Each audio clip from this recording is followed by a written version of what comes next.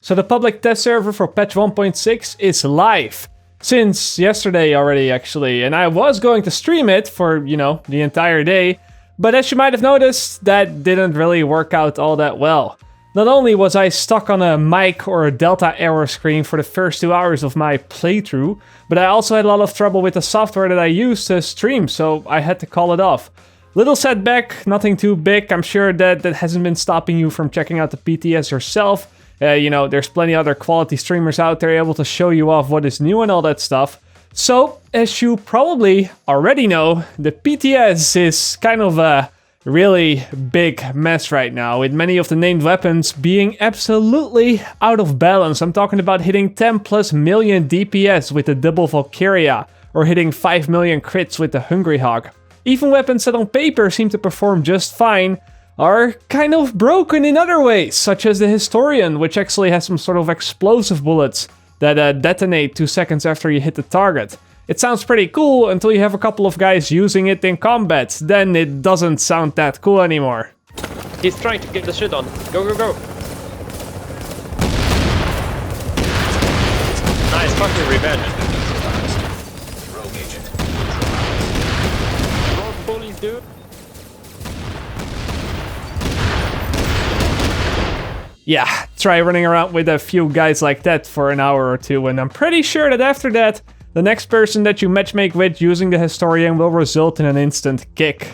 Now there is a very, very big list of issues that I can talk about all day, but that's not what I'm going to do. To my understanding, the first week of the PTS is a build that is almost identical to the build that the second wave of the ETF played. It is all still very raw, meaning that the ideas that the developers wanted to put in, they're there, but the balance and the numbers tweaking and the things such as the bug fixing, all of that hasn't really been done yet. There hasn't been enough time. All of that is apparently coming in the second week of the PTS, so before I'm even going to talk about balance and other issues, I'm just gonna wait until that comes out. There is no point in me saying, oh, this thing is overpowered, when the developers already know that and when there is already a fix underway.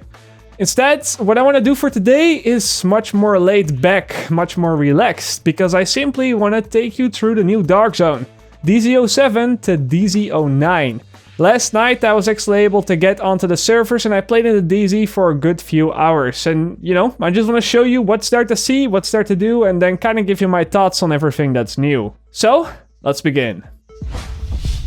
I started my journey of exploration in the DZ06 West checkpoint. The newer DZ areas are connected to the older ones, so players can actually just walk from DZ06 to DZ07 without a loading screen, and I thought that I would start on familiar ground and then work my way up. It seems that many of the fences that previously kept players from walking north simply have been removed, and it felt pretty strange crossing that boundary for the first time. It reminded me a lot of glitching out of the map that I used to do all of the time in patch 1.1. When I arrived at the very first landmark though, I already kind of saw what the developers meant with that there was a whole lot more verticality and ground to cover. It isn't that they got rid of all the streets and all the traditional blocks. They're still there, the map is still very segregated between those streets and blocks. But in between the streets, within the blocks themselves, there are a lot more paths that you can take. You can go over buildings, you can go underneath buildings, and you can go through buildings. There are a lot of options that the players can take compared to what was available in the lower DZ. What would usually be a block of buildings that create a square of impassable ground now kind of turns into a set of small mazes through houses, through basements, and through alleyways on top of buildings. Especially at some of the landmarks you will find some very crazy interiors, which in this video may remind you of some of the single room underground areas that you can also find in the PvE world, but stuff in the Dark Zone is actually a lot more connected than I would have expected. Just to give you kind of an extreme example of what is possible, the new DZ has 2 additional extractions on the map. One can be found over here in the middle of DZ09, and the other one is right here, kinda in the middle of DZ08. They aren't too far away from each other, but I was still quite surprised when I entered some underground construction site at one of the extractions and then ended up popping out above ground at the other one. And all of that while killing 3 underground landmarks filled with mobs in the process. I was also pleasantly surprised with the amount of access to rooftops and how much those rooftops actually allow you to shoot down into the streets. I can't even remember how many times I said that it is such a big shame that most of the smaller rooftops that are available in DZ01 to DZ06 are actually completely walled off in ways that denies players from playing any sort of sniper from above.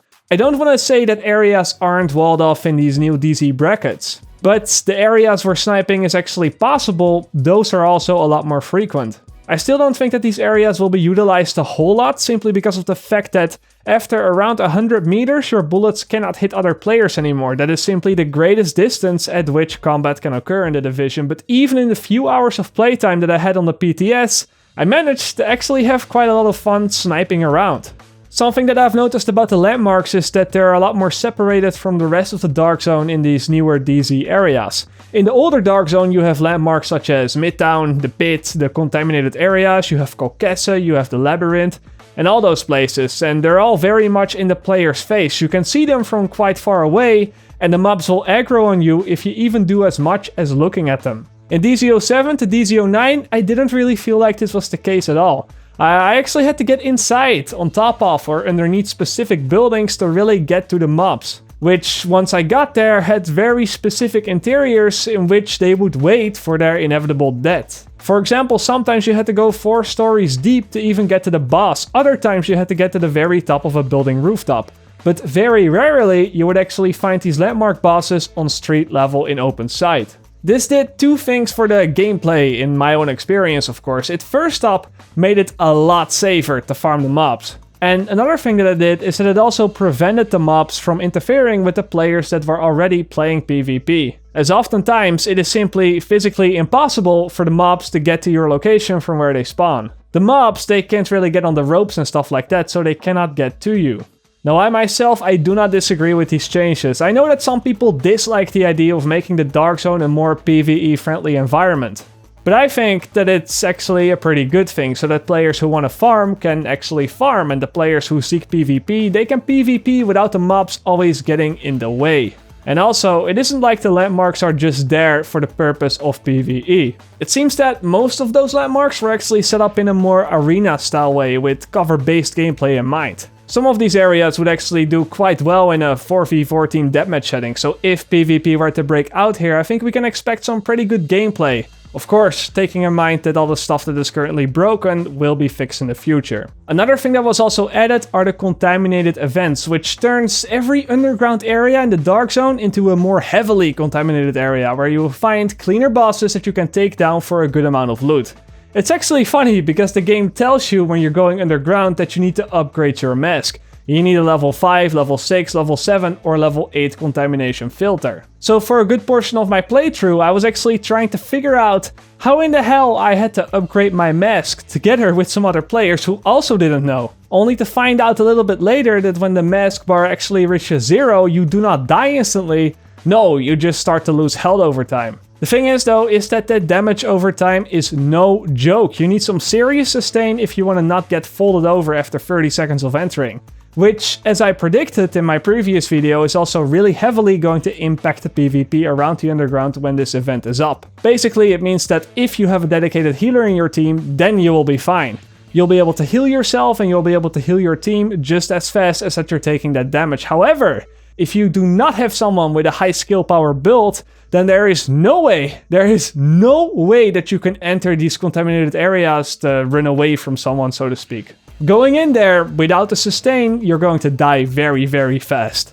Again, I kinda like this. Yes, it may be a bit unbalanced or put you in a nasty situation at times, but I honestly wish that there were more of these type of events in the Dark Zone. I really like that, the idea of the environment getting so hostile that even mid-PvP, either one of the groups or both groups are actually forced to move out to some other place to avoid dying. It makes the gameplay a lot more dynamic, and especially with Last Stand being a thing now, you know, the place where players can go for some more balanced PvP, I am all up for this. The last thing I want to talk about with the new Dark Zone are the looks, the aesthetics, so to speak. Very shortly, I like how it looks. It's pretty shiny. It isn't as dark as I had imagined it from the way that they talked about it leading up to the PTS. They said the tone and the setting were much more dark, but I actually think it's very similar to the rest of the Dark Zone. You know, you of course have some really cool things to look at here and there, but it isn't super over the top with dead bodies literally everywhere. You know, I take that back, there are actually a lot of dead bodies, but you also have them in the older parts of the DZ. As far as I know, this new DZ area is also completely free with patch 1.6, so people that do not want to buy Last Stand or do not have the season pass, they will still be able to play this new part of the game, which makes it legit a really cool addition. I kind of hope that in the future we will get updates where they will be able to repeat what they've done right here, both in regards to expanding the map, but also in regards to making it free for everybody. This way, it doesn't split up the player base where your friends are able to play it, but you don't because you don't have the season pass. And it allows everybody to just enjoy the new content. But for this to happen, and this is a completely different topic that I want to make a dedicated video about as well in the near future, the only way that I can see that happen, that I can see future updates also giving away a lot of free content, is if the microtransactions that the developers are planning to implement are a success.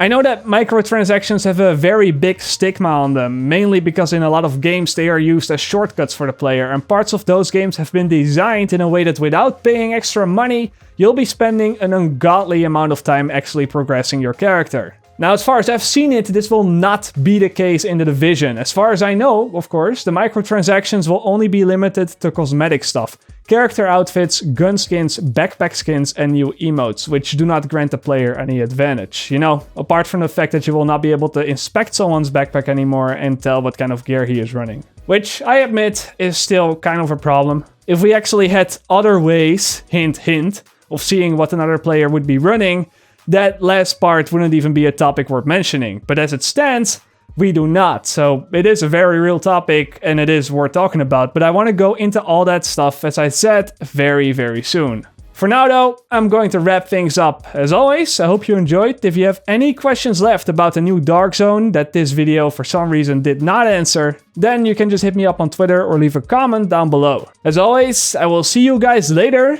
or like they say in the Netherlands, zie je later.